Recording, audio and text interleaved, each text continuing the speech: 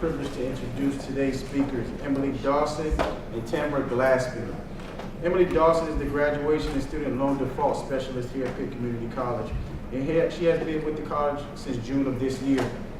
She has over 7 years of experience in higher education, working in several areas of student services. Her most recent role was the Admissions and Advising Coordinator for North Carolina Wesleyan College Adult Education Program in Greenville. Emily graduated from Meredith College with a degree in interpersonal communication. Her mission is to educate students on the importance of financial wellness and planning for their future. As Director of Financial Aid and Assistant Director of Financial Aid, Tamara Glassfield joined PCC in 2014 after spending 6 years at James Sprunk Community College, where she was an academic lab assistant, financial aid counselor, and financial aid director. She graduated from Mount Olive with a Bachelor's of Science in Management and Information Systems. She currently is pursuing her master's at Central Michigan University. She is a member of the North Carolina Association of Student Financial Aid Professionals and National Association of Student Development and Financial Aid Administrators. Her mission is to deliver practical information, advice, and tools to students and their families so they can make informed decisions about planning and paying for college. Ladies and gentlemen, Emily Dawson and Tamara Glassfield.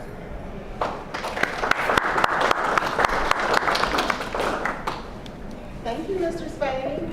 You made us sound really good. I told him, I said, "Oh, I feel fancy." How are y'all doing today? Great. Well, y'all are dragging. Y'all be excited. You're not in class today. What we're doing today, we're going to discuss some of the basics of student loans. How many of us here are receiving student loans? No one here? Yeah, I'm a loan recipient, you know. So we're going to talk about the different types of loans, the qualifications for each of those, your rights and responsibilities as a student borrower, develop your method for debt tracking, introduce resources that are available to you through SALT, and explore your repayment options. Okay, so first thing we want to talk about is my favorite topic, free money. That's anything we don't have to pay back. I say free money trumps borrowed money any day, right?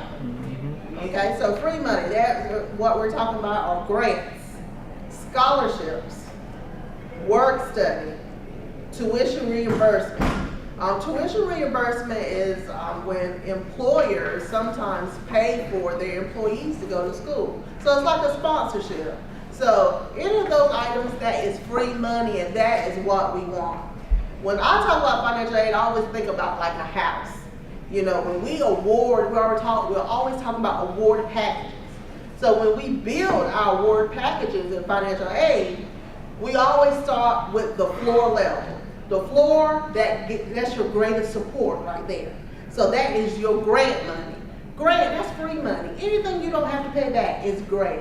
Federal Pell Grant, state grant, that's free money, okay? So that is the floor of your financial aid award package. That's the first thing that we have to award you. Next, we are looking at, our scholarships and work study. That is the walls, or if you want to speak of your house. The scholarships and work, again, that's free money. Now, work study, that is a form of financial aid. You actually have to go to work, you know, whether it be here on campus or off campus, and you earn money each month. This is another form of financial aid, so that's better than getting that loan payment. Loans you have to pay back. Work study is things that you can earn. That's that paycheck you have every month and that you don't have to worry about. That's free and clear for you. The last step is loans. That is the roof of your house. That should be the smallest portion of your award package. If the amount of your loans is more than the amount of your Pell, then we have a problem here. Because your loan should not be more than your Pell. This is community college. Community college, by definition, is cheaper. Our cost of attendance is lower than a university. So no one should go in and get the max amount of loans they can get if they are receiving Pell. It's just not necessary. Okay? So in order for you to be eligible for student loans, there are certain requirements. One of the first ones is you have to have a high school diploma or a GED. Of course, you have to crawl before you can walk. That makes sense, doesn't it? This is not just for loans, this is for all financial aid. Believe it or not, there are some students who have been told the wrong thing. I've met some students who said that their cousin or whoever told them that as long as they graduate, they passed the 10th grade, they could get financial aid. But that is not true. How can you be successful at college level if you can't be successful at a high school level? So first you have to complete that. Next, in order to get loans, you have to be at least half-time. That means you have to be at least 6 credit hours in order to receive your loan. So even if you apply for the loan and you are awarded your loan and you have that award letter, if you're not at least 6 credit hours, that loan will never transmit. You will never get it, okay? Also, you need to be working toward a degree or eligible diploma seeking program. There are very few certificate programs that that financial aid approves at this institution. So most of the time, if you are not in an eligible program, you'll be notified by your counselor, whether it's your financial aid counselor, your academic counselor, or the admissions office. They will let you know. But generally speaking, if it's a degree or diploma seeking program, you're okay. Just watch out if you are in a certificate program. So. Also, you must be a U.S. citizen or eligible non-citizen. I don't know if y'all have noticed in the news about the DACA recipients. These students, we have some that are here. These students, they are not U.S. citizens, so they're not eligible for financial aid. Even though they've been here all their lives, they've been here through kindergarten through 12th grade. If you're not an eligible citizen, you cannot receive any financial aid. It's not just loans, this is Pell too. If you are eligible citizen and your parent is not a citizen, then you're fine, because only looking at that student. You must have a valid Social Security number. That kind of ties in with being an eligible citizen. If you are a citizen, then you have a Social Security number. A tax ID number is not the same as having a Social Security number. If you are a male and you're under the age of 26, you must be registered for the Selective Service. This is usually done in high school. Most males, once they turn 18 in high school, they register for Selective Service. If for any reason that you did not register for Selective Service, and you're over the age of 26, then you must notify your financial aid office so they can determine why you failed to register. I mean, it doesn't mean that you're not going to get it. We just have to determine that you didn't knowingly and willfully fail to register. So, I mean, we can work around it. And most importantly, you have to complete the FAFSA. Sometimes students go and they do all those loan steps, but they never actually do the FAFSA application. FAFSA, whether you're just getting loans, if you're getting Pell, if you're getting state grants or whatever, the FAFSA is the first step to financial aid. So no matter what you're doing, you need to complete that FAFSA. It's a very important step. Without it, we can't award your loans. Also, you have to maintain satisfactory academic progress. Now, I want some feedback. What are the requirements? What are the GPA requirements to receive loans and Pell? That's right, 2.0. So 2.0 just means we're asking you to rock all C's. If you rock all C's, you don't have to have a conversation with me. You won't have to go to Mr. Spain complaining about your grades or anything like that. You know, we're good, okay? Also, you have to pass 67% of the attempted hours. That just means anything that you've ever registered for. Ever. So even if you were here 2-3 years ago, you have to pass 67% of that. So let's just say you were here like this semester and you were taking 12 credit hours and you only successfully passed 6 credit hours. Okay, 6 out of 12, that's 50%. So it means after that first semester, you are not making satisfactory academic progress because you are below the 67 pass rate. So just keep that in mind. It's cumulative. So like, let's say last semester, you were here and you withdrew from everything. You were 12 credit hours, you withdrew from everything. This semester, you're 12 credit hours and you passed everything. So you only successfully passed 12 out of 24. Your pass rate is 50%. You're not making satisfactory academic progress. So keep these things in mind. when we're talking about GPA and pass rate, everything is cumulative. We get a lot of students who say, I go by Nikki. They'll be like, listen, Nikki, I don't understand. I made all A's this semester. I passed everything. But last semester you failed everything or you withdrew from everything. So it's cumulative. So just keep that in mind. Also, you cannot have any federal student loans in default. That means you went, default is when anyone goes 12 months and failed to make a loan payment. You go in default. I don't know any other entity that will allow you to go 12 months and not pay your bill before they classify you in default. From experience, I know they'll give you 3, So, just so you know, they have many options out there to help you before you get to this point, okay? And we're gonna go over later, Ms. Emily, the different payment options and repayment options that you have so you can avoid this kind of thing that unfortunately happens to some of our students. Also, you need to make sure that you use any kind of federal student aid, whether it's loans or Pell, supposed to be for educational purposes. Anything that helps you go to school. So when you get your refund checks, just remember that this is supposed to help you go to school. It's not the begin all and end all. You're still going to have to work. You still have to be responsible and pay your bills. This money is it's not here to pay your rent. It's not here for you to depend on. You still have to work. We're adults, and as part of being an adult, you still have to work. This loan is just here to assist. So when you get that refund check that's coming out soon, just make sure you remember that, save that, because you're going to need that later on to help you, whether it's for computer, whether it's for some materials you need for your class, whatever you need to do. Just remember, I know we like to go on cruises, I would too, but when you get that refund check and you take that cruise, just remember later on you may need that money for something else. Something I always tell students, when you start school, if you're behind on your rent, if you're behind on your car payment, if you're behind on your insurance, you're still going to be behind. Because this is not what this money really is supposed to be for, okay? Some of the basics of loans, the very definition of loan is something means temporary. You have to pay this back. You'll be surprised how many students don't realize that this loan I have to pay back. Some of them do not realize that. Some don't realize how much loan debt they've had. They don't realize that I borrowed money last year. They don't know this. Or they just didn't fully understand it. So remember, when you get a loan, it's just that. It's a loan. It's something you have to pay back, and not only do you pay it back, but you pay it back with interest. It's here just to help with your educational expenses.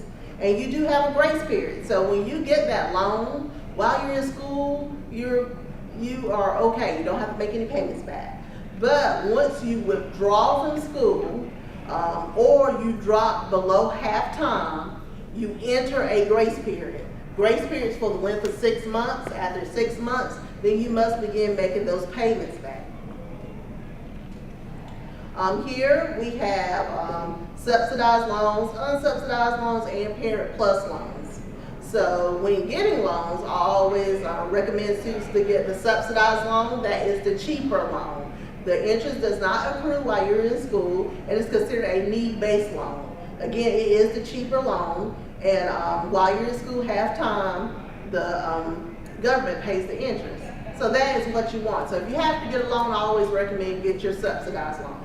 Unsubsidized loans is the more expensive loan. Interest accrues while you're in school. You can pay interest while you're in school on that loan. If you choose to do so, that will be helpful to you. But if you do not, that interest is going to be placed on the back end of that loan, so it's capitalized on. So just things that you need to remember. You have rights and responsibilities. When you complete that master promissory note online, it's gonna, I said, all this little verbiage comes up. Do you know those commercials that pop up when they're doing those prescription medications, you know, and it will say that, you know, you can go skipping down the lane, you're so happy and all this, and then it may say, may cause suicidal thoughts or diarrhea or what other kind of stuff. Read those rights and responsibilities, because you are entering an agreement with the Department of Education, with the federal government to pay this money back. So you need to know when you do that master promissory note and you sign it, you need to know exactly what you're entering in. So that's why I tell students, this is something that you need to do. Don't get mama and daddy to do it for you, or your cousins or whoever. This is something that you need to read and understand yourself, because your credit is going to be affected if you do not pay this back, you know. So the people that they're going to be contacting is you. The Department of Ed is going to be reaching out to you for payment. Once you do the master promissory note, you can remember that it is good for at least 10 years.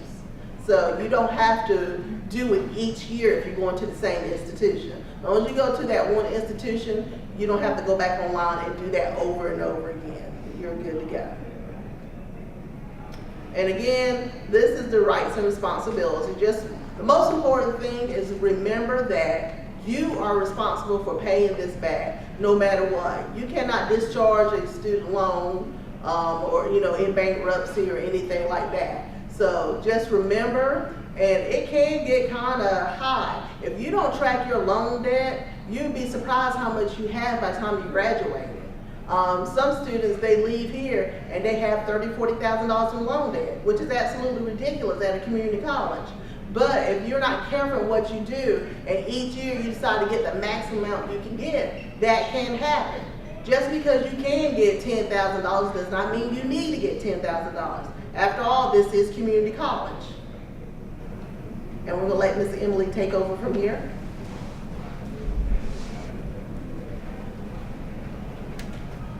Okay, so how many students have heard of the National Student Loan Database System, or NSLDS? Okay, a couple of you.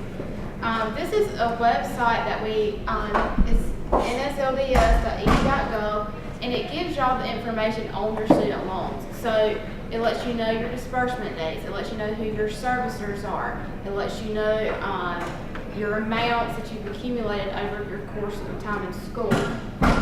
So while you're in school, you can actually keep track of how much you're borrowing each year. After graduation, it's a good tool to use, so you can actually manage those loans, and you can see kind of like, you can check out your interest rates on those loans. And you would log in using your FAFSA login, your FSA login. So some tools that you can use for tracking your debt, or some tips. I recommend creating a filing system. Keep all of your important loan documentation in one spot. That way, you know, you can't say, well, I threw it out, I don't know anything about it. Keep it in a file. That way, if they ever call and you have a question or something about it, you can always go back to it. You could create a spreadsheet to track your payments. I do this every month for myself, for my bills. I keep a spreadsheet so I know exactly what I paid and who I paid it to. There's also a lot, for all you tech-savvy people, there are a lot of smartphone apps out there now that help you with that. And the one I'm going to talk to you more about today is SALT has a debt tracker. So you can actually see how much you're going to be paying each month for different things. And this is what it'll look like, but it's blank. So how many students have heard of SALT? A couple of you? Okay. Has anybody signed up for it? Well, we have our own website through our partnership with SALT, and it's just saltmoney.org/PittCC. And when you go to the website, this is what you'll see. You can create a free account, and it's just basic information. They already put the school in for you. All you really have to do is enter in your name, your email, and create a password. So when you log in and set up your account, it'll ask you to set your goals. So SALT has 4 goals that they help you with. So you can rearrange them according to what best fits your needs. There's manage money, find a job, repay your student debt, and then plan school costs. So if you're just starting out, the plan school costs might be the best one for y'all, so you can kind of explore different scholarship opportunities, or what might be best to borrow for your situation. But once you get that, rank your goals, it'll create your My SALT page. So it'll show you what might be beneficial for you depending on what those goals are. So the most important one that I would recommend you use is the debt tracker. So it's called Organize All Your Debt with Know What You Owe. So when you go to the page, it'll give you some information, and you can actually import your information from the NSLDS website. Or if you absolutely, off the top of your head, know exactly how much you borrowed, what your interest rates are, you can add it manually. So this is just an example. So as you can see, the largest chunk is your monthly payment for your student loans on this one. If you have any other debts, you can add those in. Like, so if you have a car loan, you can add that in there. And if you have credit card debt, you can add that in as well. And as you can see, your monthly payments are $380 for all of your loans and or debts. So this can help you, once you graduate, determine, I'm getting this much in my paycheck, this is how much my monthly payments are. Is my loan payment working for me? If it's not, there are several options for repayment. The most common one is your standard repayment. That one's usually what everybody starts out with, but again, like I said, you can adjust it. And through SALT, you can go to the Repayment Navigator. So the Repayment Navigator tool helps students see which plan might be best for them when repaying those loans. So you can add in your loans here. Once you do, it'll show you every month I owe $122. Can you afford to keep paying that? Sure. Okay, well that's fine. You can stay with the standard repayment plan. But if not, it gives you several options that you might want to explore. And the cool thing about SALT is they walk you through it step by step. So if you think an income-driven repayment plan might be the best option for you, you can explore the different types of income-based repayment. You can read a little blurb about each one and pick which one you think, oh, that fits me perfectly. You click into it, and it gives you all the information you need to know. It gives you important information too at the very bottom, because after 20 years of eligible payments, your remaining balance will be forgiven. So if it's, if you're paying $25 a month for 20 years, if you, after that 20 years, and you still have some debt, they'll forgive it. But SALT, like I said, walks you through every step, so it tells you exactly what you'll need to apply for each type of repayment. And then it actually will take you straight to the form. You can download it, and it'll tell you where to send it, what kind of documentation you'll need to prove why you want to do that kind of repayment plan. But if you don't understand it all, if you have questions, SALT's there to help you. They have a live chat feature. They have a 24/7 helpline that you can call for loans or just for any of their other features. They have job search tools. They have internship opportunities. So anything you need help with, SALT is there for you.